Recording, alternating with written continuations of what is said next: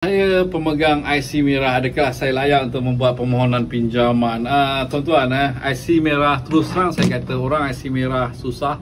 Lebih-lebih lagi sekiranya anda mempunyai gaji di bawah RM5,000 dan sekiranya anda punya gaji di atas RM5,000, lebih mudah untuk mendapatkan dana, tuan-tuan. Dan kami nak bagi tahu anda, kalau boleh memang kami bantu anda, tetapi tuan-tuan apakan daya, MyLoan hanyalah sebuah syarikat konsultasi kewangan yang perlu mengikut garis panduan daripada bank, koperasi dan agensi kerajaan untuk memohon pinjaman itu. Jadinya tuan-tuan, sekiranya anda IC merah, sebenarnya susah sikit untuk anda mendapatkan dana, terus terang, dan lebih-lebih lagi untuk anda yang mempunyai pendapatan di bawah RM5,000. Apapun, seperti biasa, dengan MyLoan pinjaman anda menjadi lebih mudah. Semak laporan pelapor kredit anda sekurangnya setahun sekali supaya anda tahu di manakah posisi kewangan anda, dan lebih tepat lagi, dapatkan laporan MyPocket.my anda untuk mengetahui keboleh pinjaman semasa anda untuk membeli rumah, kereta, pinjaman peribadi dan pinjaman perniagaan. Dan seperti biasa dengan MyLoan, pinjaman anda menjadi lebih mudah.